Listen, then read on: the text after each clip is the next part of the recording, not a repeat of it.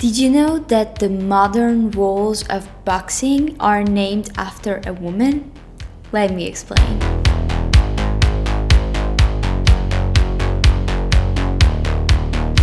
Boxing is an extremely ancient sport.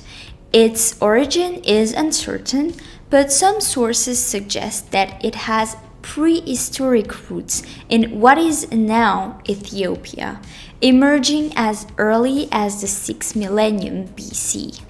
It is believed that when the Egyptians invaded Nubia, they adopted boxing from the local population, subsequently popularizing it in Egypt. From there, the sport spread to various regions, including Greece, eastward to Mesopotamia, and northward to Rome. The earliest visuals evidence of any type of boxing is from Egyptian and Sumerian societies, both from the 3rd millennia, and can be seen in Sumerian carvings from the 3rd and 2nd millennia BC. The earliest evidence of boxing rule dates back to ancient Greece, where boxing was established as an Olympic game in 688 BC. Various types of boxing also existed in ancient India. The earliest reference to Musti Yuddha come from classical Vedic epics. The type of boxing described in this text is related to other forms of martial arts found in other parts of Indian cultural sphere, including Muay Thai in Thailand, Muay Lao in Laos, Pardalsari in Cambodia, and Lethwei in Myanmar. But all these types of boxing were most of the time done without gloves. Although some type of gloves were used sometimes for training, during actual fights they were not used at all. That's until 1867 in England, when the Queensberry rules were adopted and made subsequently gloves part of the sport. At the time, a Welsh sportsman, John Graham Chambers, drafted a set of rules that the Marquis of Queensberry publicly endorsed. These rules are still what governing bodies of boxing now generally accept as the official rules of boxing. It's important to mention, though, that throughout history, boxing was always bouncing between being legal and an illegal activity in different places around the world. After the Queensberry rules were adopted, a shift in power actually happened. Whereas before, the best male fighters were in England, with the new rules, the sport became more popular in the US, and the best male fighters started coming from there too. Another very important thing to mention is that while professional boxing hasn't just one controlling body that is universally recognized like other sports do, this situation has its origins in the US in 1920, when two organizations were established. There was the National Boxing Association on one side, it was a private body, and on the other side there was the New York State Athletic Commission, a state agency. The divided control led to competing organizations sometimes recognizing different boxers as world champion at the same time. In Europe, the ruling body was the International Boxing Union, which in 1948 became the European Boxing Union. Several attempts were subsequently made to induce all major professional boxing organizations to agree to the formation of one international ruling body, but it never worked.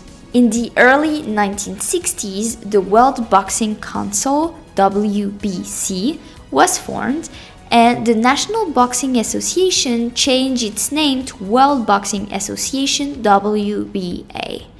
The International Boxing Federation, IBF, was established in 1983, which added to an already convoluted situation. Since the 1980s, it has been common for most weight divisions to have 3 so-called world champions, and this has considerably diluted the championship class in boxing.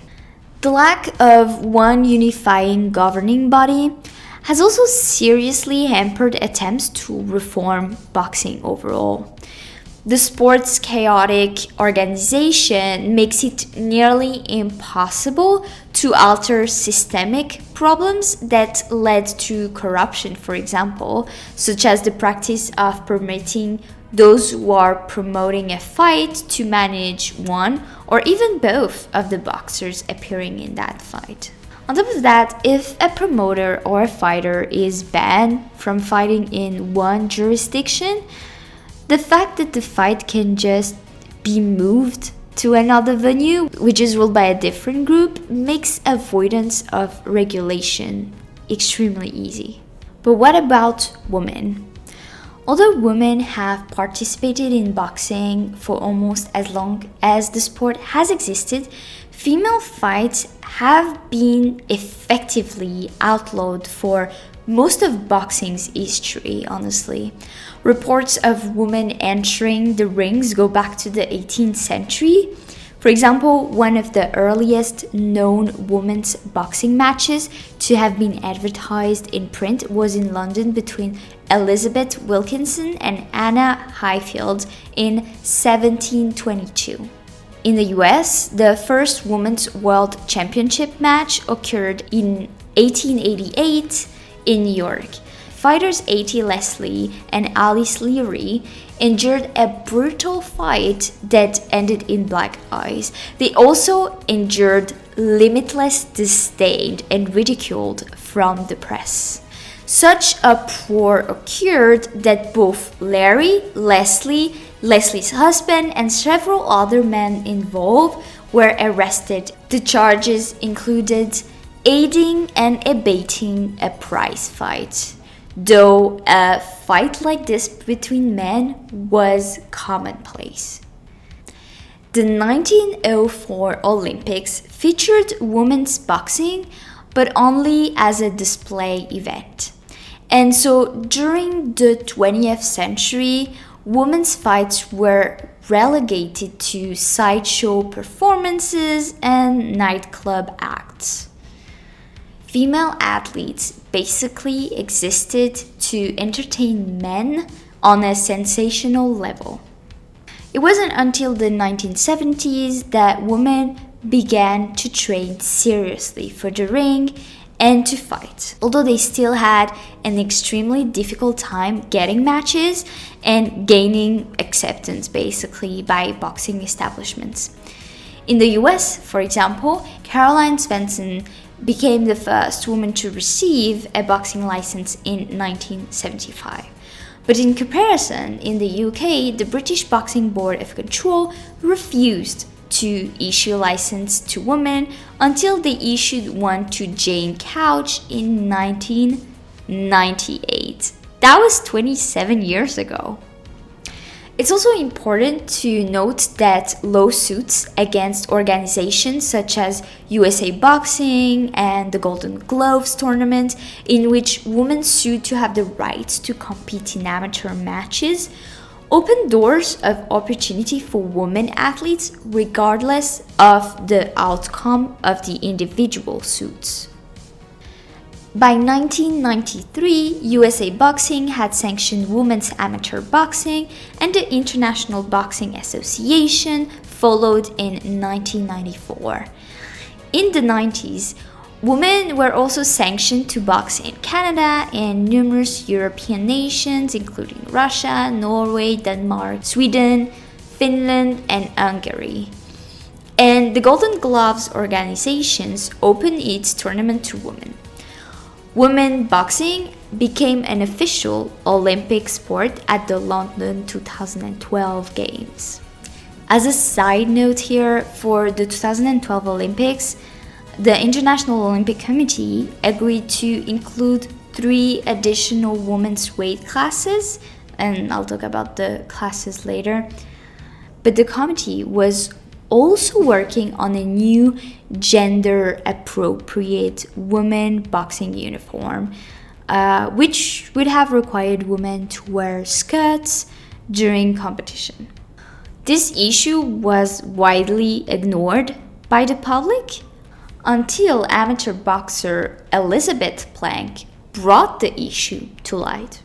She actually created a petition to end the gender-based mandatory uniforms, and it was eventually decided before the Olympics to give women boxers the option of wearing either shorts or skirts. I mentioned already a few fighters here and there, but let's focus on some more important ones. First, I would like to mention the British Barbara Buttrick, who began her boxing career in 1948, touring Europe as a bantamweight in the boxing booths of carnivals before coming to North America in 1952. She is known as the Mighty Atom of the ring and also as Battling Barbara. She fought professionally in Canada and the US.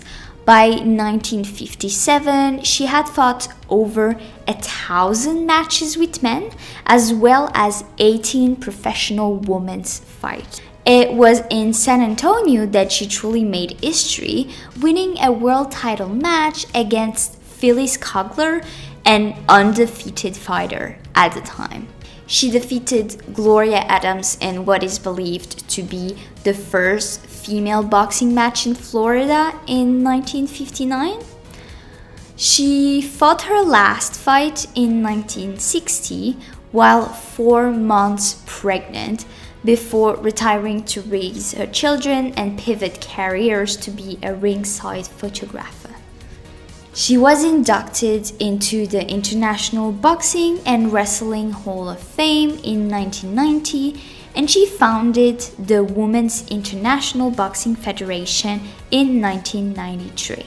The American Mariam Tremere was the first woman to be granted a professional boxing license by the New York State Athletic Commission.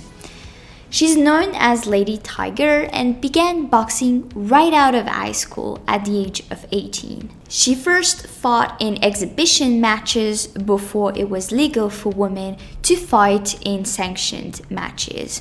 She turned pro in Canada in 1975, but was limited by state restrictions on female boxing in the US. The African American fighter applied for a boxing license in her home state of New York, only to be denied. But after a long legal battle, the Lady Tiger was finally issued a boxing license by the New York State in 1978 and went on to win Women's World Lightweight Championship in 1979.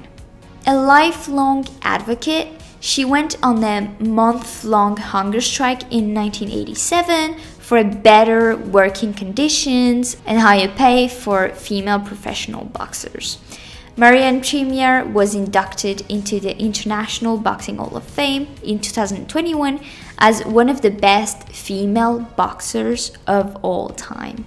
The Dutch Lucia Rijker first started training in judo at the age of 6. Then she trained in kickboxing at 15 years old and knocked out the American Kickboxing Championship Lily Rodriguez and won 4 world titles, ensuring her place as one of the most famous female boxers in history.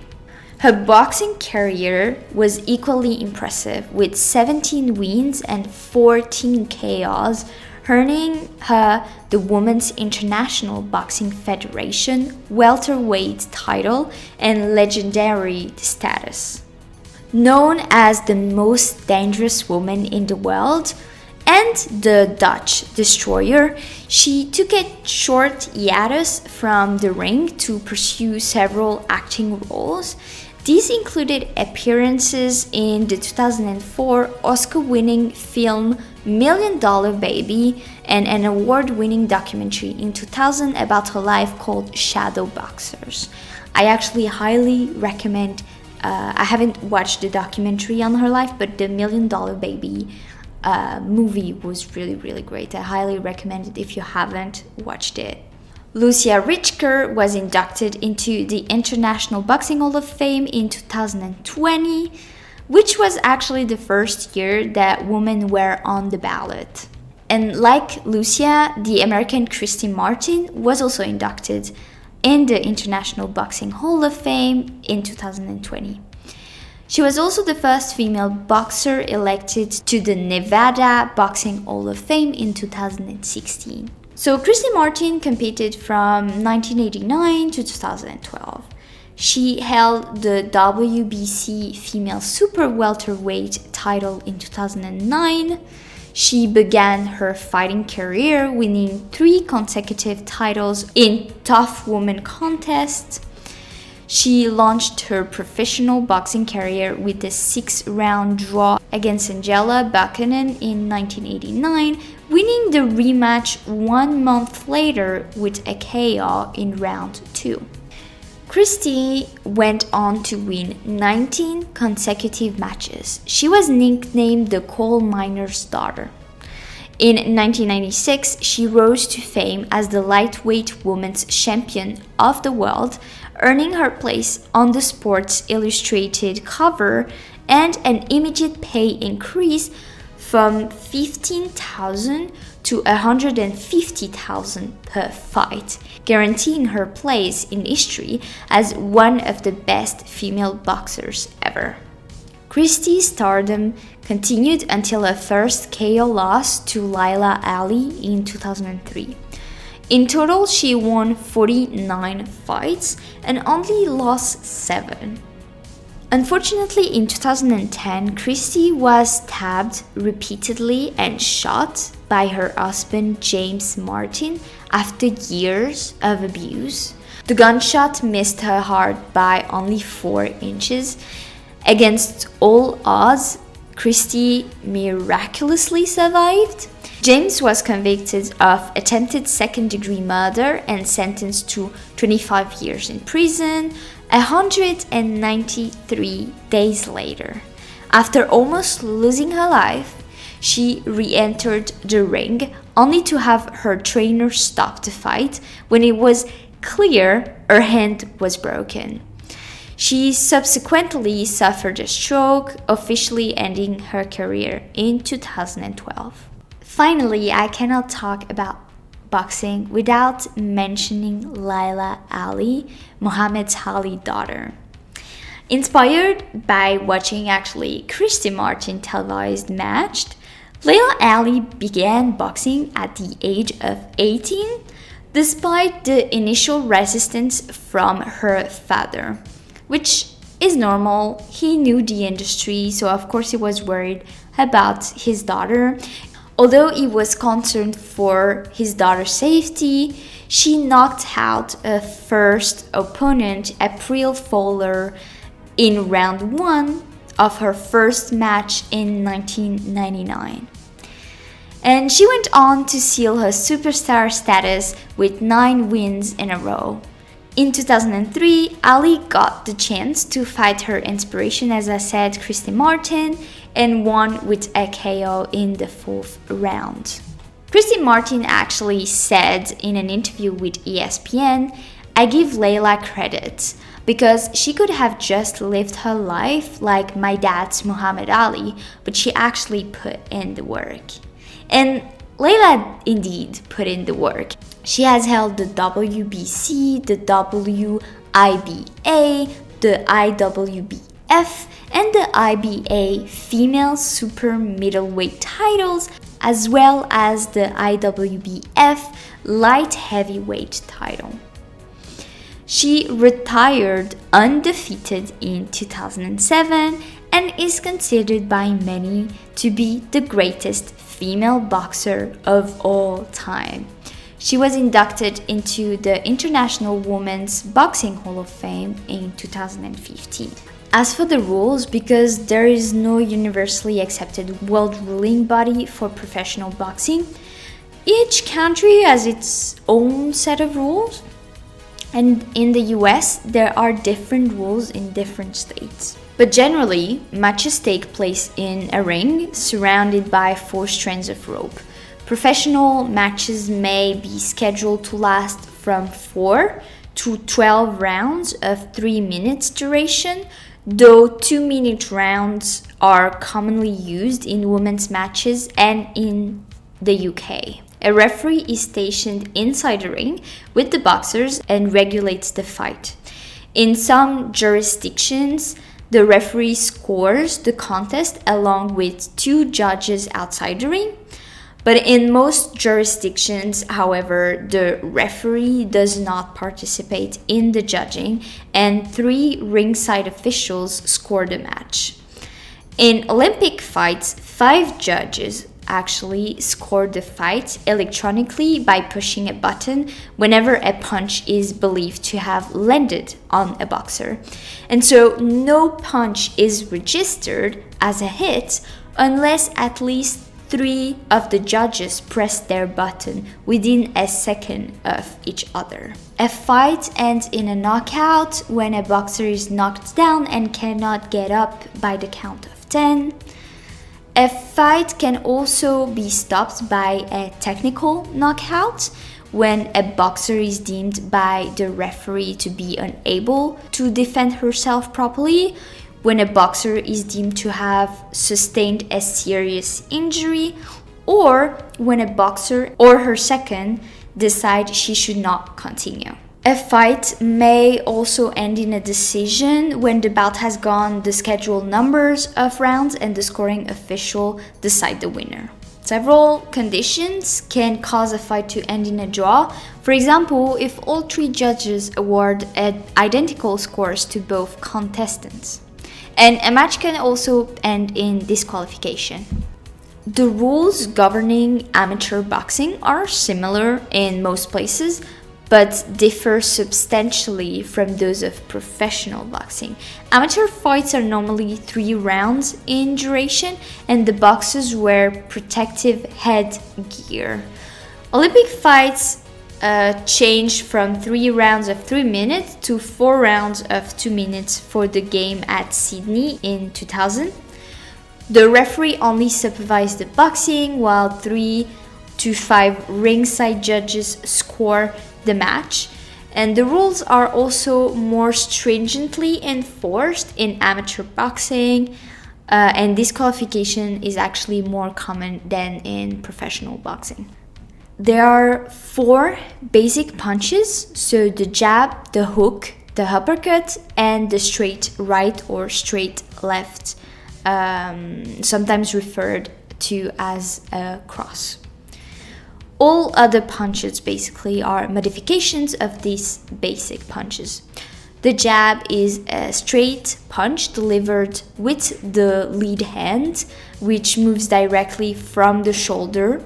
The hook, also thrown with the lead hand, is a short lateral movement of an arm and fist with the elbow bent and the wrist twisted inwards at the moment of impact. The uppercut is an upward blow delivered from the direction of the toes with either end, and the straight right or left is thrown at a shoulder level with the back hand, usually as a follow-up to a jab from the other end. Finally, I wanted to touch on the categories very quickly. So for women, there are 5 categories in the Olympics: flyweight, featherweight, lightweight, welterweight, and middleweight. For men, I think it's slightly more. And in amateur boxing, there's 5 more categories, so 10 in total. And for men, it's also like more. And that's more or less all for today. If you found this content interesting and you are on YouTube, please share and subscribe and like. It's really helpful. If you are on any other podcast platform, feel free to share this episode with your friends. Now that you know more about boxing, let's keep learning with the athletes' voices.